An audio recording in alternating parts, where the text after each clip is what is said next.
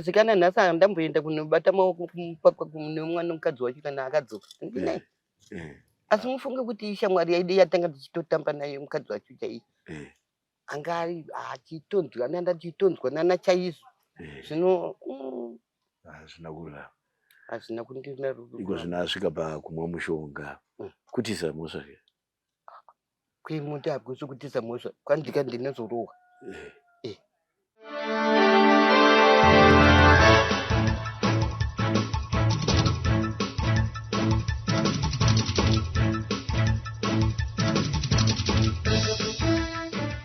Gamuchira kwatiri kuita vatariri veSly Media TV. Pano tinokupa nyaya dzakasiyana-siyana dzatinenge dzichiitika munharaunda dzatinenge tiri. Zita ndinonzi Simbarashe wekwazvidza. Nhasi uno uyu tiri kunzvimbo yeDomboshava kunonzi kwaMolive. Kune nyaya yemurume ane makore 56 akabata Chibharo mwanasikana ane makore 13 years apa vanogara pedyo nepedyo.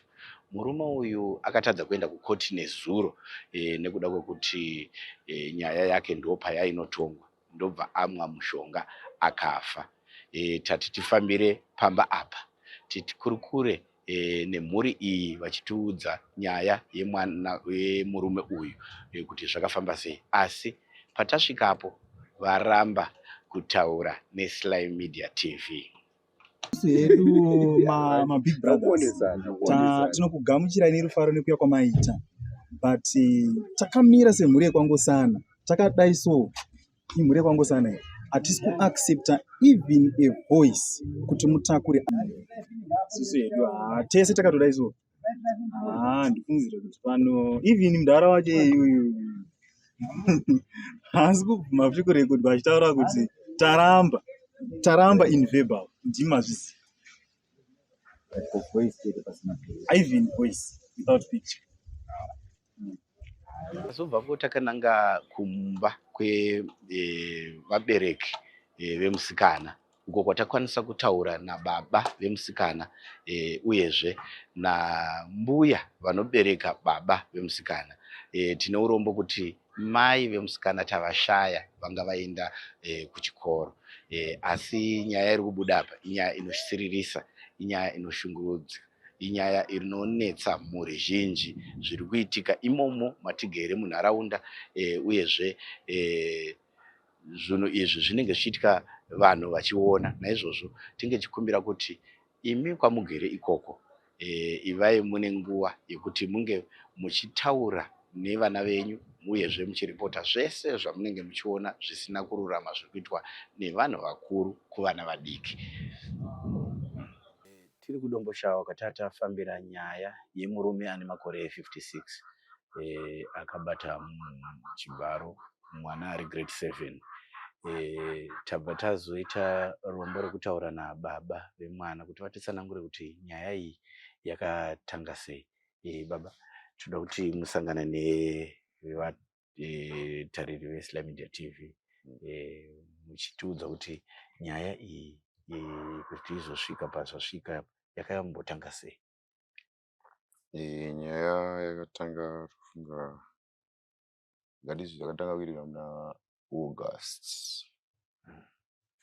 Mudzimai wangu inini aenda kubasa, saka murume uyu akatomboya pana abva anditi mwana wako ndamuona ane mumwe mukomana. Ndikati zvawamuona iwewe wadi kumurova. Ndikwanise kuti ndimurove. Ndikati iwewe ndinotoona sasekuru, saka kana uchinge waona mwana achiita musikanzwa unotora nekodzero yekuranga mwana wozondiudza kuti ndozvaitika. Saka ndikutokushora pane chii zvawaita nekuti hauna kuratidza kuti uri munhu mukuru. Ndava ndati alright, ndichaona kuti ndoita sei naye. Saka kubva ipapo ndanga ndangotarisisawo mwana. Mai vachona apa vakazouyawo vabva kubasa kupera mumwedzi, ndichibva ndasikovaudza nyaya yachona. Ndobva vati saka zviri nani ndirekedze kuenda kubasa wacho, ndochiona kuti mwana zviri kufamba sei. Ndikati zvakanaka. Ndobva vazoudzawo mashamwari avo vakati usanyemberwa. Mwana sekumuziva kwatinomuita isusu haana kana mukomana waainaye. Asi munangwarira chii munhu iyeye auya achikuudzai mashoko iwayo. Saka zvisineiwo nekufamba kwenguva aingouyawo pano achipfuura achinotengawo airtime pamaigura. Saka mumwe musi wamusi wa6 September ndichibva ndati ndoda kunoona mumwe munhu kwamungati. Anditi munozoya kuma4. Ndobva vati ndingedze ndiende chii kumashopu ndonotsvaga upfu. Ndikati hapana chakaipa. Chienda ichi kumashopu imi munotsvaga upfu. Ndobva vatiti saka muri kundimirira here nditange ndadzoka kana kuti makutenda izvozvi. Ndikati inini handichambokumirira. Uchitongobudawo ndakubuda. Saka pavakabuda vachienda ndichibva ndatobudawo ndatokiya dzimba. Saka ndatokiya dhori pabedroom mwana ndopandakabva ndamuona achisvikawo. Chibva ndatongomupawo makii ndikati ndakuenda kwamungati ndiri kudzoka mai manje. Chibva ndatongobudawo ndabva ndaenda. Ndabva ndatosvika kuye ndabva ndazodzoka zvekuma6. Saka ndichidzoka ndichisvika pano ndopandakasvika ndikati mwana aenda kupi kwandisiri kuona zvakanzi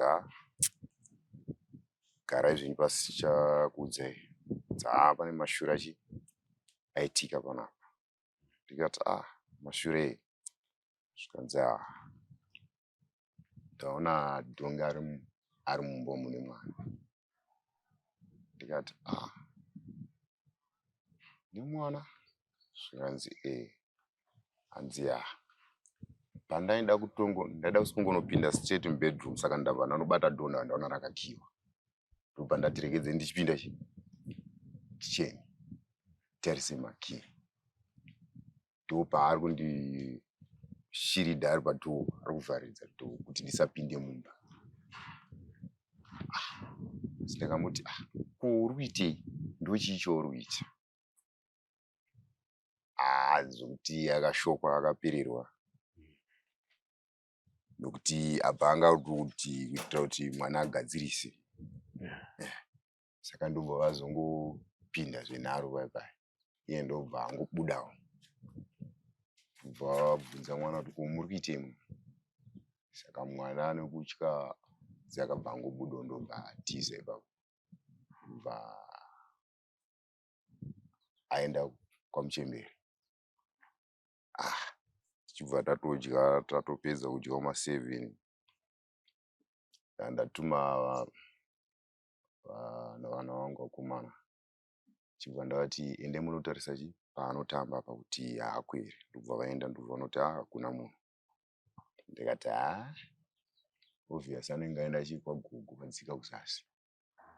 Chibva ndazodzikako ndanonoka ndandosvika chivakotsira. Ndakavati ko mwana ambouya kunoke.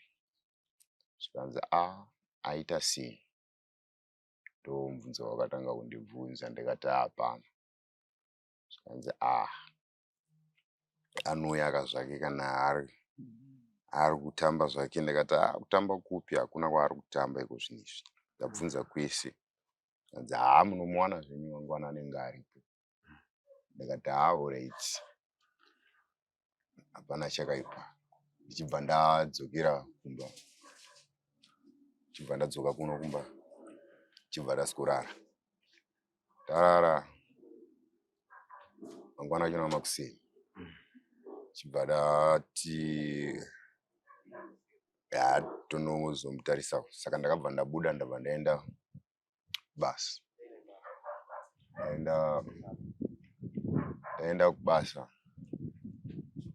Chibva ndazodzoka kumanheru. Ndichibva ndazomuona mwana manje. Ndikuti ndakazopfuura nekwaamai. Chibva ndanomwana ariko. Ndikati ndamuona aripo. Ndakati toita sei? Ndikati tiende nemwana tombo anotestwa kuonekwa kuti zvakamira sei, pane zvaitika here kana ti. Ndikati but still inenge yakuda police report. Akati saka makuseni omukira police unoripota nyaya. Saka Sunday yachona makuseni ndobva vamukira kupolisi ndobva vanoripota nyaya. Vabva vanzi ndobva vapiwa mapepa ikoko, ndobva vanzi mangwana muchienda nemwana kupaRenyato unoongororwa kuti zvakamira sei. Pane mupurisa wapiwa ofisa rusere vanzi ndo vachauya vachizokolekta maresults anenge abuda ikoko.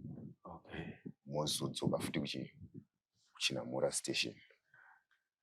Chibva vabuda makuseni maSunday achona ndichibva ndaenda kune mwana. Ndabva ndandotaura namai ndikati mwana mangwana makuseni ndikuda kuti aende kutauni ndinomutsvagira mauniform. Ndobva ndataura nemwana zvikanzi already uchienda makuseni. Makuseni avatongova tichi ndemese. Saka yakangofunga kuti kuenda kutauni unotengerwa mauniform. Akatozongoshamawo achitoona aenda kuchipatara vanotestwa kuti haana mimba here nemaSTDs. Ndobva vati hapana zvichi zvakaipa kuti hapana matabletsi anofanira kupota achinwa. Ndobva vazodzoka ikoko ndobva vasikupfurira kuenda futi kuChinamura station. Ndobva vazondifonera zvekuma3 vachiti tadzoka tatosvika chipolisi. Ndikati alright. Dzakuma6 ndikati ndobva vandifonera vakati tichiripo. Ndikati saka muri kuuya nguvai? Manje. Ndikati alright. Ma7 ndobva vanditi tapedzerwa zvese takutouya. Asi mapurisa vatiti tinenge tichicommunicata nokuti munhu tinobata usiku. Saka pane pamapaitika nhamo panext park apa. Saka ndobva akaswera ari achitaurawo zvaaitaura achiramba nyaya yachona. Ndambobvira ndaendapo zvangu masikati. Saka manheru zvekuma9 ndichibva ndavafonera ndakati ndakuenda panhamo paipai. Zvikanzi chiendai munoona kuti anenge aripo here muchimusipota muchitiudza kuti zvakamira sei. Ndikati alright ndakuenda. Ndichibva ndanosvika panhamo paipai. Ndavheta kuti aripo here. Ndaona kuti hapo nga ari kumba kwake adzokera kumba kwake. Ndichibva ndakwidza zvangu mashopu. Ndobva ndasangana ndaona muzukuru wachona ane shamwari yemukadzi wangu vachitoti arida kuona sekuru vake vamufonera kuti uya kuno. Ndikati alright yebo. Ndichibva ndaenda zvangu mashopu. Ndichibva ndavatekisira kuti aripo pamba. Zvikanzi alright takutopindawo munoti takuuya. Zvokuma past 10 zvokuma 25 past 10 dzemanheru ndopa vakandifonera vakati tasvika tiri pakachikoro apa tofamba sei. Ndikati mirai ndiuye ipapo ndizokutorai. Ndibva ndatobva panhamo paya ndabva ndazovatora. Ndabva taenda tese pamba pake. Vanosvikawo pamba pachona kuti anoraramba mupi. Ndikati handizivi kuti anoraramba mupi. Asi motikari ndeyake. Ndikati hanzi alright. Saka obviously mumba imomo mune light ndo maanorara. Ndobva vasvika ndobva vanoka. Ndobva adaira. Ndiani? Ndakati tisu tanga tiri panhama patauya takushaya ndiani zvakanzi buda akatitaure pishana saka time yaakabuda ndobva akabva angoiswa cheni kubva atonzi ndi munyaya kwekuiziva zvakanzi nyaya ndiri kuiziva ndachingodzwa zvanga zvichitaurika during the day rese zvikanzi saka kana wanga uchipomerwa wadi kuuya wega kustation tichataura ndo zvakangotaura saka mukadzi wachona ndobva budo bva azonzi mangwana muzotera nechikafu kustation alright but manje mwana haasi kuzviziva zvakanzi aiwa iro basa renyu munozosara muudzana pachenyu mangwana munongouya achida nechikafu kustation ndobva watongobuda ndobva pinda motikari yavo yanga ndobva vaenda saka tichibva tazonzi musi wechitatu muuya kustation ndobva nyaya yenyu pairi kuenda kukoti tikati alright zvakanaka saka chitatu chiye tabva tamukawo nemwana tabva taenda kustation mwana vakanga vamubvunzawo kuti chii chakaitika ndobva ataurawo saka tasvika kustation kwe ndobva vanzi taura saka ari kutiwo kudii nenyaya yenyaya zvikanzi akabvuma tikati alright tabva tazobvawo kustation mwana aenda taenda kukoti chibva yanopindawo mukoti zvekuma 11 yacho wanga musi wa 11 okay 11 September 11 September okay chibva yanopinda mukoti chibva ngonzi lawyer rake rakumbirawo bail varanzi ungazoapply bail mangwana kana watenderwawo ndizvozvo saka ndobva asara ariko ikoko isitabva tadzokawo Friday ndobva takamuono adzoka tanga apiwa bail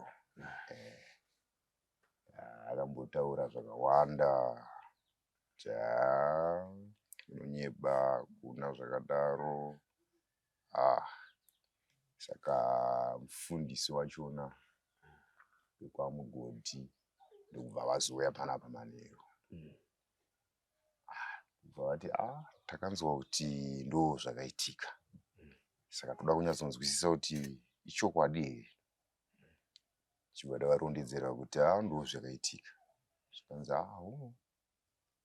alright zvakanaka yakauya uchechuku akati ndizvo vari kundipomedzera chichi asi inini ndakangomuti aiwa kana chiri chokwadi kana bhaibheri chai rinotaura kuti munhu anotongwa nezvivi zvake saka kana usina chawakaita wewe mwari anongonokumirira ndobva vashidza mwana ndobva vamubvunza ndobva ataura kanzi uretimaita basi ndo zvatatoda kuziva nekuti taingoita zvekungonzwawo nevanhu vanotaura zvakawanda ndakati ndizvozvo ndobva vaenda saka vamusesa ndobva azoenda kuchechi kwekwe ati ndotenda mwari vanhu andipomedzera zvinowaiwa saka vanhu vamwari kumbira kuti mundiitiro munamato chichi zvikanzi nokuitirwa munamato yei iwe uchiziva kuti hapana chawakaita saka zvakangonaka zvakadaro mwari kana usina zvawakaita iwewe uchamiririra saka zvazvangoperawo zvakadaro saka anga akudhakwa achiita sei achita zaitaura zvakawanda kumashoko saka neni zvangura risingambosvenganowo musina tokwidzawo zvangu mashoko ndautodzoka ndo pandakamuona ndichitofamba zvangu nerodhi kwidzo nekasendiraina kachibvoka mba pake paakandona ndobva atiza ngoti hazvina basa ndobva azomboda kufonera adzimai vangu ndikati vanza nhamba dzake idzi ndikati ari kudii dzaayo uyai ndine roya rangu ndine zvandiroda kutaura nemi ndikati akata foni yachona siyane nazvo ndobva vakata abva angoramba achingofona uchingoikata azokupedzisira aona kuti hapana response kuitika saka zvadaro tanzi tozodzoka kukoti musi wa24 saka ndava ndazoenda kuchikoro musi yange yafriday because vana vaitanga kunyora musi wa23 chibva ndaenda kuchikoro ndabva ndanovatsanangurira nyaya vavati imimi zvamungatoita mungatodzokera futi kustation unovaudza kuti mwana ari kunyora maexams hazviite kuti mwana atadze kunyora pamusaka penyaya idzodzo ndikati alright zvakanaka chibva ndadzokera kustation ubva vanonditi mimi ndimi munotongoenda chete kuna atenda court mwana anosara achinyora then mozovaudza kuti vari kupedza rini mwana yozotongwa mwana apedza kunyora saka musi wa24 uye chibva ndaenda futi mukoti anosvika mukoti saka loya rake ndo rakanga rakupa excuse akati madii kuti nyaya itongwe musi wa10 October kureva nezuva saka ichachi ndobva kuti iwewo ndounokumbira here kana kuti akamangara ndiye anenge akukumbira abva atomborambirwa saka ndobva vazoti mwana aripo here ndikati mwana ari kunyora saka anopedzawo musi wa7 saka loya ndobva razoti alright saka zvakanaka chikumbiro chako chanzwika nokuti mwana ari kunyora saka taakuchiti ichitongwa musi wa10 wachonero ndobva tadzoka zvedu svika mwana apedze kunyora saka tanda kutongoti mwana acho ndochikoro ndatongomutumira hanzvadzi dzachona dzisomuperekedza kuchikoro zvenda naye rikati musatombotaura navo kana kuita sei saka paakatsoko ndo akatomboita ambotanga kunetsana nemukadzi vhirira kungorova mukadzi mukadzi akatomboenda azodzoka chingoshingurudzana ikoko saka mumwe musi ndobva ndatomuona ndichitenda zvangu basa achitonwa doro zvake kumashopu aitongopfuura zvangu ndichienda ndozonzwawo nevanhu kuti ngari panapa taura kuti handisungwe zviite ndikati si zvakataure kana asina nyaya ndopa tichazoona kuti nyaya yari kuiona yekutamba naye asi taura chokwadi anotonongononyura chete hambofaka iwina vanhu vakawanda vachiuya vachitaurawo zvavanotaura muchenjerere muno azokutamba naye ndakati mende zvake izvozvo zvina handinei nazvo nokuti chokwadi chiripo saka asi dai kuri kudzi ari kutomedzerwa mwana hapana patingambofurira mwana isusu kuti taura kuti ndo zvakaitika ndagonanga iye chete chirudzi pavanhu vese vari munzvimbo muno ndanyanyomaka munhu kuti zvaita sei ndikati chokwadi ari kuchiziva akabvuma mhosva saka dai anga achipomerwa hapana paaibvuma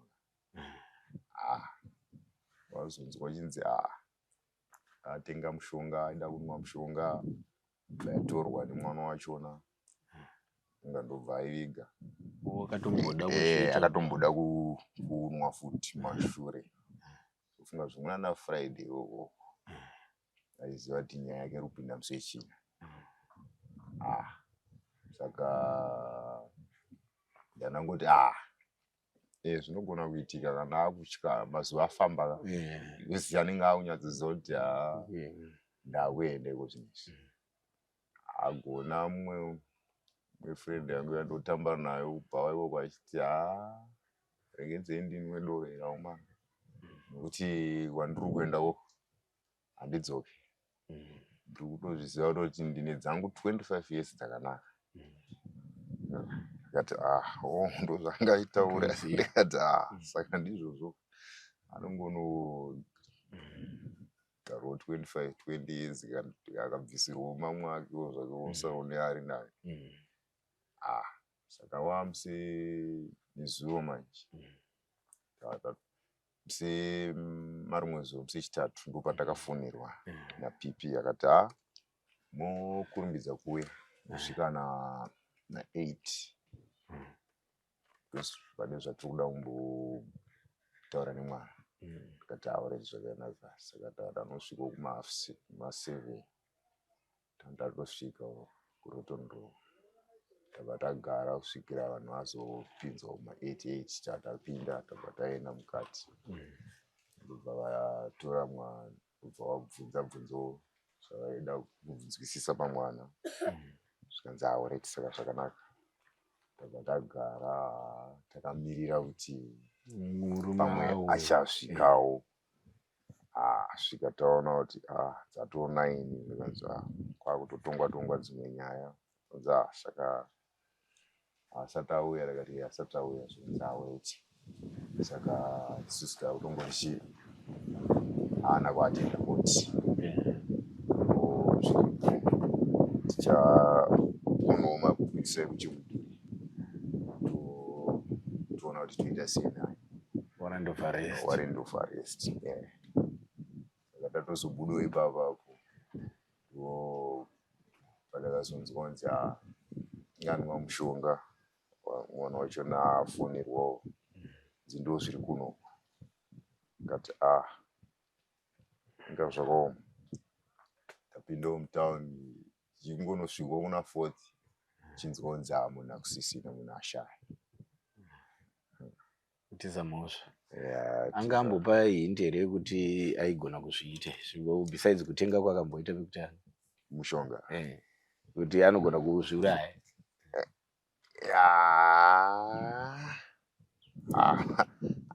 Mheno kuti kumba iko anga achigarisanawo sei nevamwe nemhuri yake. Murume wamuri kutaura uyu angava nemakore mangani? I think anofanira kunge ari 56 years. 56? Atori nevana vakura? Vakwasha nevazukuru. Ini wenyu mwana anga ane makore mangani? Ane 13 years. 13 years. Zvakaoma. Saka muchimbotaura nemwana aititaura kuti asvika akaita zvekumubata here kana kuti akamuvhevha? Afanira kunge akavhevha mwana. Nditi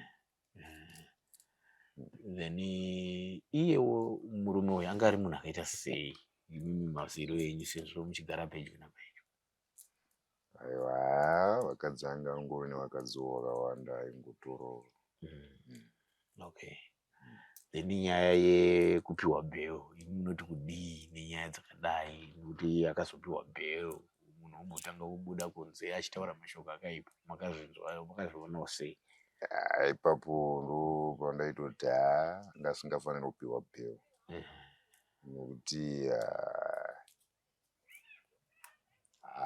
nemugarisiro wacho noona rakangoita less than 200 meters. Saka kuti munhu wodzoka otanga kugara futi mese munzvimbo imwe chete muchionana achionana futi nemunhu nemunhu wakakanganisira otoona kuti zvinenge zvine dambudziko mangwana. Ndizvozvo. Saka pabail ndo pandaitoona kuti ngasingafaniri kupiwa bail.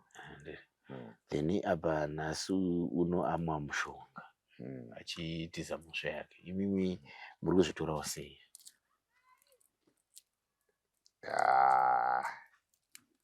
Zvangu hapana zvandingambozviita, ndotongotova zvakavariwo nekuti handisina kana dambudziko naye. Hapana kana kuti ndingati ndingaite seiwo, kuti ndindakatovhiringidzirwa mwana. Saka izvozvo munhu anenge atywawo zvake kufesa nyaya dzake kuti aripire mhosva dzake, abva azesa akati zviri nani kuti ndife zvangu, kuti anenge anga kunyara manje kuti zvakandofesana sei nevanhu ava mukugarisana. Kuti dai wanga kuchinzi kure ndakazvitirawo kana kwana mungati uoko, zvinenge zviri nani. Manje muraini rimwe chete, nzvimbo imwe chete, togara zvokuti kana munhu ukatoshedzera unotonzwa kuti apa paitika zvakati. Saka izvozvo zvanga zvisingazoiti zvakanaka. Dzanyadzi. Dzanga dzanyadzi. Izvo maybe kutya mutongo wanga uchazouya kumberi. Nemutongo ndo wanga kutya manje kuti ndifunge ndodzoka ndichiri mupenyu. Asi tichitarira panyaya iyi, venharaundawo vamuvakidzani navo nevamugarisana navo vaitorawo sei nyaya iyi yakaitikwa kumwana wenyu nemurume mukuru nemutana? Ipapo vazhinjiwo vasingafari nazvo, kuti aiti saka ane ramangwana isi tinenge tichitoti ndo vanhu vachona vakuru vanokwanisa kurayira vana. Zvino kana variwo vakuita zvinonyadzisa kudai so, vanhu munharaunda tinoenda kutotya kana ukatoona mwana chaiye akatoona munhu mukuru akutotisa, akufunga kuti ndo zvinongoitwa nevanhu vakuru. Imimi munogona kunge mune mashoko amunoda kutaura eyambiro, ekurudziro kune vari kukona izvezvizvi, uyezve edzidziso kuvana, nekuti nyaya dzakaita seidzi tikuona kuti mazuva ano dzati tekesherei. Imimi yambiro yenyu ingava yekuti? Inini yambiro ndeyekuti vabereki hatifaniri kutyisa vana vedu, nokuti mwana anofanira kunge akasununguka kuitira kuti kana zvinhu zvakadai so zvaitika anokwanisa kutaura. Uye kana mwana achinge ataura hatifaniri kumutyisidzira, asi tofanira kugamuchira zvaanenge achitaura, nokuti matambudziko okuti anosanganikwa nevana, mumwe mwana anenge achitya mubereki kuti azotaura kuti ndo zviri kuitika. Saka chinenge chirwere chinenge chagara mwana manje, akutya kutaura. Saka tinofanira kungosununguka vabereki kuti vana vakwanise kutaura zvavanenge vachisangana nazvo. Then kune avo vakaita semurume uyu atisiya mushakabvu, vanhu vakadai sokufunga kwangu zvangu havatenderwi kugara zvachose mucommunity, nokuti hazvibatsire, vanonyangadza. Ndizvozvo. Pamwe imimi mwana akazowana here rumwe rubatsiro after nyaya iyi, rwakaita secounseling nezvimwe zvakadaro, kuti zvisazomuaffect kumberi kwaari kuenda?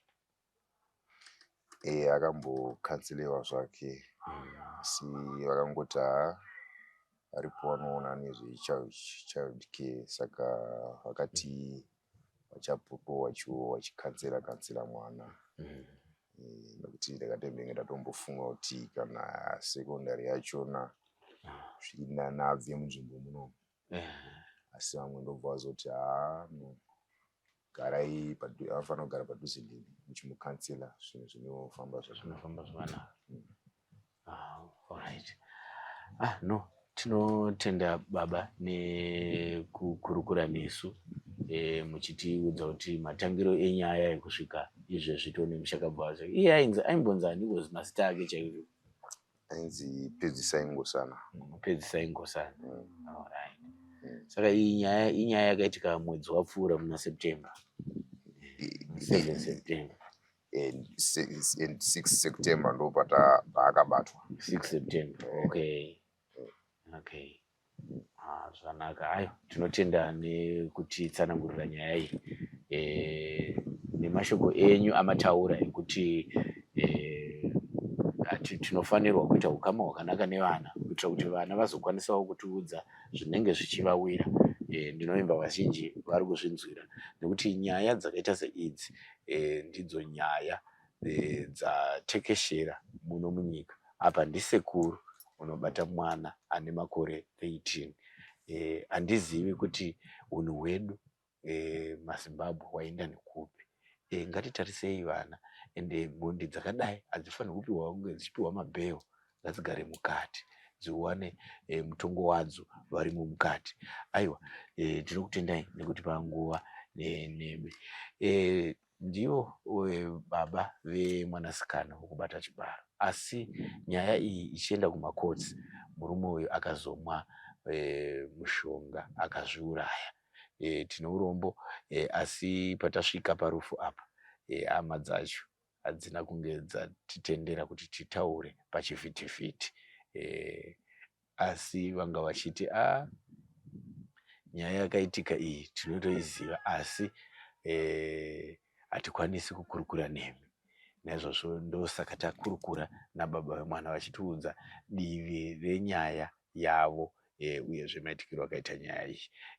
Regai tiwane vamwe vatinokurukura navo vemunharaunda tinzwe kuti vanoti chii nenyaya yakaitika kunoku iyi.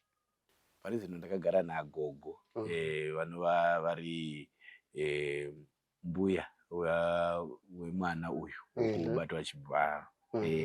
Imimi gogo, nyaya yakaitika kumuzukuru wenyu semunhu mukuru makaionawo sei? Inini zvanguka nokuona kwanguka, iye mwana wangu ndiye asina kuchanonditaurira, iye mwana wandandinaye musikana uyu haana kundiudza kana kutodii kana kutaura. Kana ndakatozozvinzwira zvinhu zvaitika kunoku, zvinzi kwendakati ko zvino aitwa sei, zvikanzi abatwa naamai vacho, amai vacho vanga vachibva kuchigayo kumasitoro uko ndokwavanga vanako. Ko iye anga ari pai, zvikanzi iye anga ari mumba makare mumba mavo. Ndikati ko iye anga ambobva uko achiuya kunoku akagovana hapana vanhu, ndopaakasvopinda kamumba imomo. Wakubata mwana, but onai uyu munhu mukuru, uyu mwana mudiki, hunhu hwakadiiko? Ipapo akakanganisa, akakanganisa, ipapo akakanganisa zvisingaite zvisingambobvumirwa futi kana. Iko zvino toona ari mugari ari padyo nemi, kunotarisana sei? Izvezvi kana nhasi handamboenda kunobata maoko nemwana mukadzi wacho kana akadzoka ndinai. Asi mufunge kuti ishamwari yaidi yatanga tichitotamba nayo mukadzi wacho chaiye, anga ari achitonzwa nandachitonzwa nana chaizvo.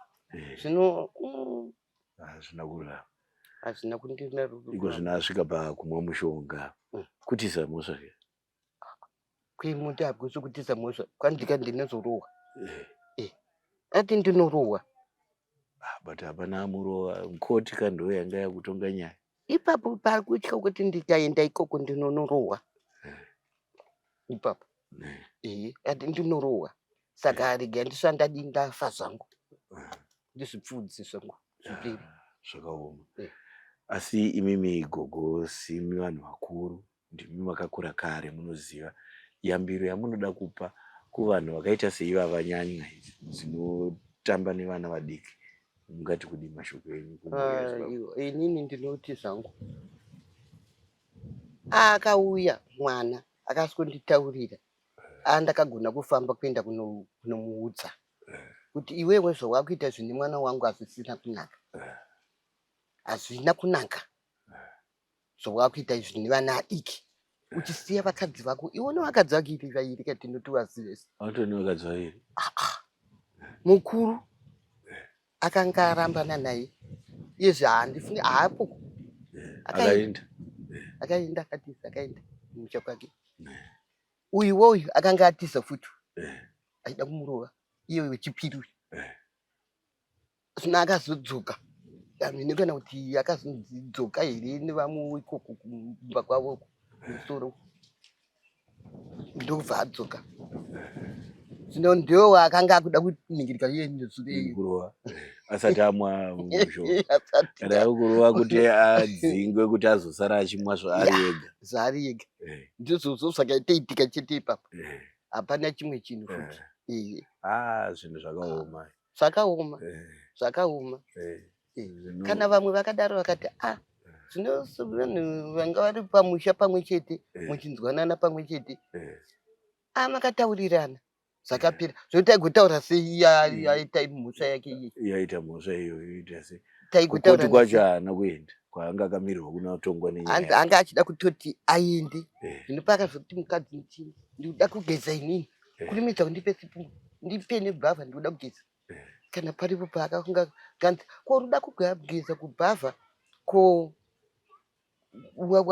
waningirika here uri kuenda here kuvamwe hapana vakuvaenda here zvinawe vakunoku vakanga vatenda ukunoku vakamukira vakavanga kuenda iye akasaraka chitototi munhu ari kuenda isi taitoti ari kuenda hamba haana kuenda wakufunga kuzvitozviuraya zvakaoma izvi mufungi hanzi kana izvozvo hanzi aimbozvitaura kuti inini funga kuti ndakaenda uku handifunga kuti gore rino ndinopona ini ndobuda ini handimubude amene kuti aifunge aitozvitaura hanzi aitozvitaura asi imimi mukuziva kwenyu ugogo anga ari munhu akaita sei pakurarama kwake anga agiri kana iye tanga chitotaura naye chaizvo tichitotaura naye haiwa zvokuti kana kuti izvi zvokuzodai vasikana zvakatozouya izvi mweya uyu wakabva mheni kuti wakabva popi kweko kumba kwacho kuchinaniko baba wacho akafa amai vacho akafa vese vakapera vanhu mheni kuti ndiwo mweya wacho here unenge uchikwezvera zvisirizvo aiwa taitotamba fani naye chaizvo tichitoseka naye tichitodii naye zvakanakisisa hapana kana chinhu chakapingi chatomboipa zvacho aiwa tichitana usawira ane imwe pfungwa